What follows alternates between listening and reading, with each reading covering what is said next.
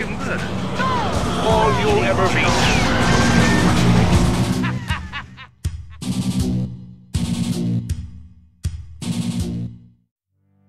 In November of 1975, a 7-man logging crew working in the Apache Sitgreaves National Forest outside of the small town of Snowflake, Arizona, returned to town with only 6 members.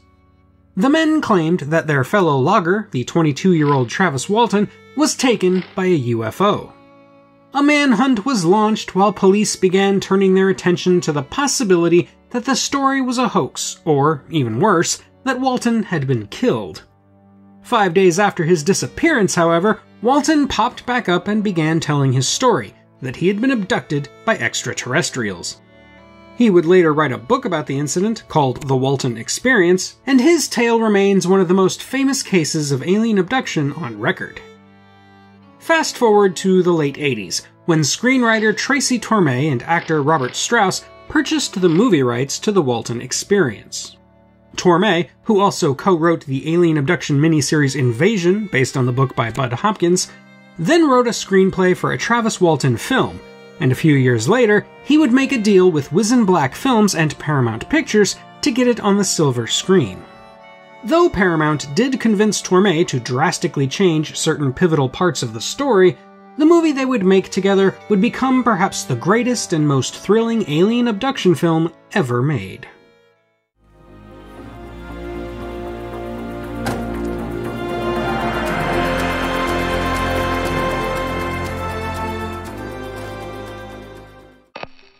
Travis Walton has been taken by a flying saucer. When the rest of his logging crew, led by his best friend Mike Rogers, tries to tell everyone what happened, nobody is convinced. As hours turn to days, the authorities and the town become more and more convinced that Rogers and his men know more than they are saying, and that something terrible must have happened in the woods that night that had nothing to do with aliens from outer space. As even his wife turns against him, Mike finally confronts his former friends and neighbors and tells the police he and his men will take a polygraph to prove what they're saying. However, can he convince the rest of the men to go along with him to have their story verified by questionable science? And will the results clear their names? What's more, how will the town react when, suddenly, Travis Walton comes home? The film version of the Walton Experience was given the title Fire in the Sky, which comes from the Deep Purple song Smoke on the Water, and is not at all related to the 1978 Richard Crenna movie A Fire in the Sky, which is about a potential comet impact. Sunday, a fire in the sky. A comet plunges to Earth, and there's nothing anyone can do to stop it. The people of Phoenix are doomed in the most spectacular disaster movie of them all. To direct the film, Paramount turned to Robert Lieberman, a producer and director of both film and television who had made a name for himself as a prolific director of television commercials, having founded his own commercial production company called Harmony Pictures. The nominal lead, Travis Walton, is played by D.B. Sweeney, fresh off his memorable turn in the romantic comedy The Cutting Edge. Okay. Director Lieberman, fearing Sweeney's reputation of being hard to work with, didn't want to hire him, but when only a few days remained before filming was set to begin, Paramount forced his hand, explaining that if he didn't cast Sweeney, he wouldn't make the movie. Sweeney, for his part, met with Lieberman and assured him he wouldn't be a problem, and by all reports, he wasn't. He was excited to show off his physical acting chops, especially when he learned that ILM would be giving him wire work, which Sweeney figured could help him lobby to be cast as Spider-Man for James Cameron's ill-fated comic adaptation that was in the planning stages at the time. However, the real lead of the film is not Travis Walton, but his friend Mike Rogers, played by Robert Patrick, who was battling typecasting in the wake of James Cameron's Terminator 2 Judgment Day and paradoxically struggling to find work. Patrick gained weight and grew a beard for the film and spent time with his real-world counterpart, Mike Rogers, discovering to both men's surprise that they were related through marriage. The moody bad boy, Alan Dallas, is played by Craig Sheffer, most well known at the time for Nightbreed and A River Runs Through It. Sheffer was reportedly nearly as difficult on set as his character is in the film, and Lieberman considered firing him for being late to set and generally not getting along with cast and crew. Lieberman didn't fire him, of course, because he concluded the bad vibes the actor brought to set helped sell his performance. Other actors worth noting include Rockford himself, James Garner as the ever-skeptical Lieutenant Waters, E.T.'s Henry Thomas as Greg, the ever-reliable Noble Willingham as Sheriff Davis, Kathleen Wilhoit as Mike's wife Katie, and Peter Berg as David. Travis Walton and his wife also have a brief cameo here. While we're stopped, I just want to quickly remind you to hit that like button, and if you really do like this video, hit that subscribe as well. Your support really makes this channel possible, so please, if you like what I'm doing and you want to see more, consider joining my Patreon to get access to bonus content, vote on future topics, and more. If you want to see even more from me, I'm also the co-host of a couple of different podcasts, the Streaming Heap and From Here to Paternity, which are available wherever you get your podcasts, and I have a novel called Paradox that is available through Amazon. If all else fails, though, you can always check out my website at emcgill.com, where you'll find written reviews of plenty more sci-fi classics in both film and literature. Now then, with all that shameless self-promotion out of the way, let's move on. On a budget of $15 million, Fire in the Sky began filming in August of 1992. They scouted the real Snowflake, Arizona, but realized it had been too modernized in the intervening years to serve as a believable stand-in for itself. Instead, they did the majority of the filming in Douglas County, Oregon, including in the towns of Roseburg and Oakland, and in the surrounding forests, where real loggers rigorously trained cast members on how to cut down trees as high as 200 feet tall. The effects were done by Industrial Light and Magic, who agreed with director Lieberman very early on that they would do as much as they possibly could practically and in camera, which they did almost entirely on two relatively small sound stages. The film released in March of 1993 to mixed reviews and a disappointing domestic box office gross of only $19.9 million. Travis Walton expressed disappointment over its telling of the story and doesn't really like it, though he is happy to ride his own fame and retell his version as many times as people will listen. And oh boy, do they listen. Despite not making much money in theaters, Fire in the Sky did well on home video and remains a cult favorite to this day, with IMDb claiming somebody somewhere is trying to produce a remake that is truer to the book, but I can't find any evidence of this myself. Now, before we get into the cultural impact of Fire in the Sky, it's important to remember that the alien abduction phenomenon was huge in the 1990s. In fact, in the 90s, it was so... What the hell is that?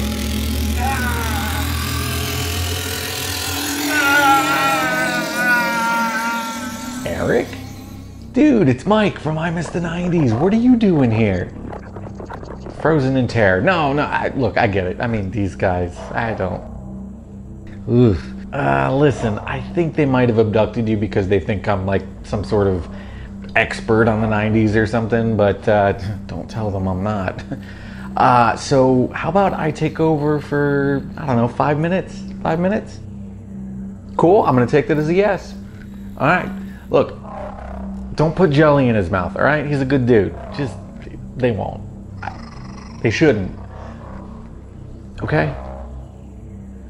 Anyway, 5 minutes. I'll be right back, I promise. Don't you go anywhere.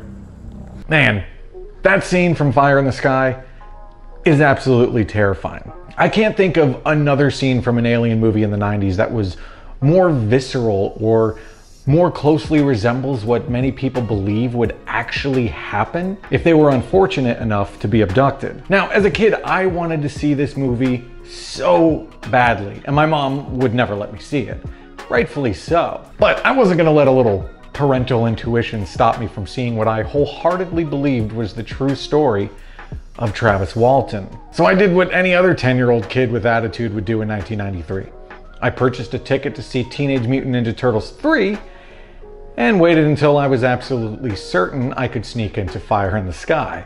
It was right about the time I realized Casey Jones wasn't going to do a goddamn thing in this movie other than babysit that I made my move. Of all the scenes in this movie I could have walked in on, I managed to jumpstart a lifetime of anxiety thanks to this abduction scene. Although looking back now, I don't know which movie was more detrimental for my young mind. fire in the sky, or this uncanny abomination? Kids. I'm gonna let you in on a little secret about me. When I was a kid, I was obsessed with aliens, like almost to an unhealthy degree. I had too many alien t-shirts. I consumed all sorts of alien-related media that I could get my hands on. I did my 7th grade book report on UFOs. Hell, I even wanted an alien workshop skate deck, and I didn't even skate.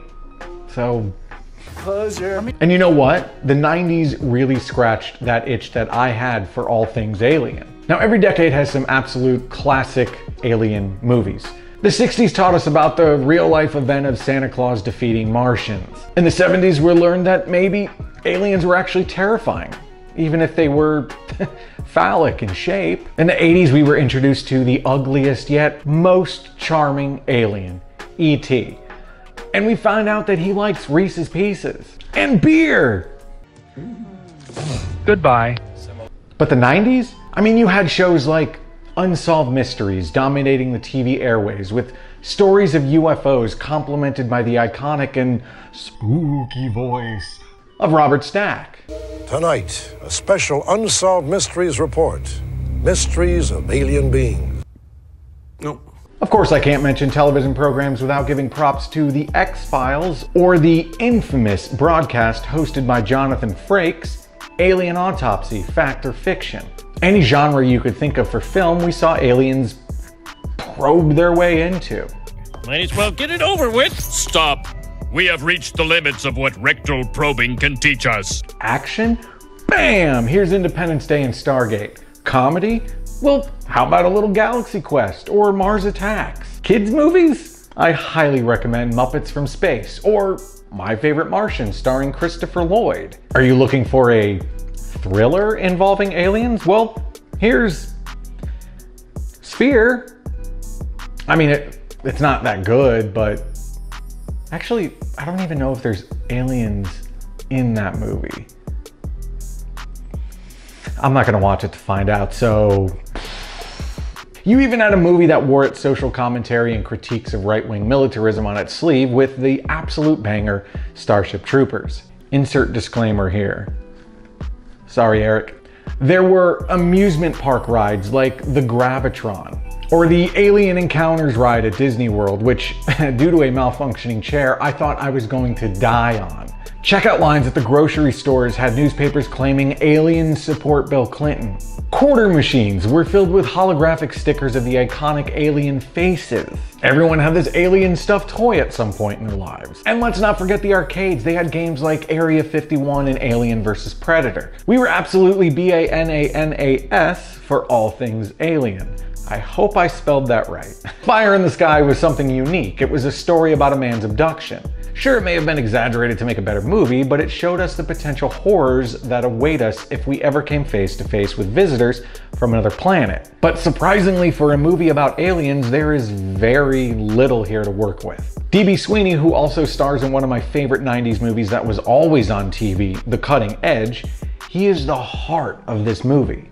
He's convincing in the role, and he honestly is the most likable character in the film. Was this a perfect movie? Certainly not, and that's something I'll let Eric handle. I'm just here to put into context how ripe the 90s was for an unending stream for all things related to aliens. There were so many different versions brought to life that each medium had a different take on the subject, but this movie is a slow burn with very little payoff. Successful alien movies in the 90s relied on either big budget effects and star power, or just went all in with the absurdity. An intimate and personal story of an abduction just didn't really hit with the audience at the time. And while I applaud their effort to bring a more serious take on the genre, it's mostly a forgettable 90s flick, even if there's nothing else quite like it. Alright dude, that's it. See? Painless. Completely painless. No milk in your eye. No jelly in your mouth. I think it was a pretty good video. Alright guys, can we get him cleaned up, get him home? Yeah? Cool, I appreciate it. I appreciate you. And you. You're terrifying though. Alright Eric, I'll see you later. Welcome to come on my show anytime. Just don't abduct me. I hate being up here. They are so scary. Look at their little eyes. I thought they would be bigger eyes. It's almost scarier that they're so small. All right, I'll let you go. Let's get him out of here. Get him out of here. Whew. Okay.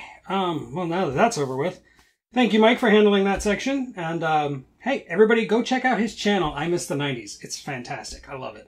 But anyway, let's move on. Just give me a second to recover. Call me chicken if you want, but I'm going to sidestep the whole question of whether the story being told is in any way true or not, because I don't think it even matters. This is a great film on its own merits, regardless of what really happened back in 1975 or what you think of the real Travis Walton. And though the alien flashback is terrifying and awesome, at the end of the day, the true horror of the film doesn't come from outer space. This movie is best thought of as the story of Mike Rogers, not of Travis Walton. Rogers is the real protagonist, who loses his friend to forces he can't explain, is racked by guilt for abandoning him, and finds himself disbelieved not only by the authorities and the small-town community he grew up in, but even by his own wife and family.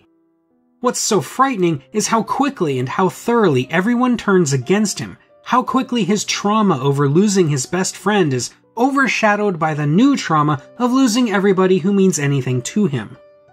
The emotional toil the man suffers is extreme, and when he finally snaps and faces his accusers in the church, it shows some of the best acting Robert Patrick has ever done.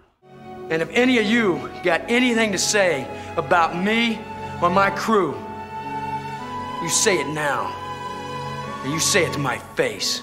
The true climax of the story isn't the flashback to Travis's experience, but the moment where Mike bares his soul to Travis and begs for forgiveness. That's the real turning point, the real thrust of the narrative. Travis doesn't immediately forgive him either, which sends Mike down his own spiral that is far more damaging than the horrific events Travis went through. That's why the movie ends with the two men reconnecting years later, when Travis finally tells Mike, in so many words, that he doesn't blame him for anything. My only real complaint about the movie is that it doesn't lean enough into the ambiguity it sets up. For example, at the beginning, a wound on Dallas's hand is highlighted that hints at something nefarious, but this plot point is almost completely forgotten and amounts to nothing. Once Travis returns, the film stops telling a subjective tale and puts all its weight behind Travis's more objective telling of the story, not offering any nuggets of doubt for the audience. I feel like that's a missed opportunity. So while this channel is dedicated to science fiction and this movie has a fantastic sequence set on an alien ship that my younger self absolutely adored, that's not the main reason I love it, at least not as an adult. I love it now because it is an incredibly human story told in a very human way. It may be a sci-fi classic, but it's also, ironically, pretty down to earth. And that's all for today, my fellow Earthlings. What's your favorite alien abduction movie? Let me know in the comments, and while you're there, don't forget to like and subscribe if you haven't already. Thank you for watching, and until next time, when I'll discuss something I loved in the 90s even more than aliens, this is the Unapologetic Geek, telling you to never be ashamed of what you love, as long as you're not hurting anybody.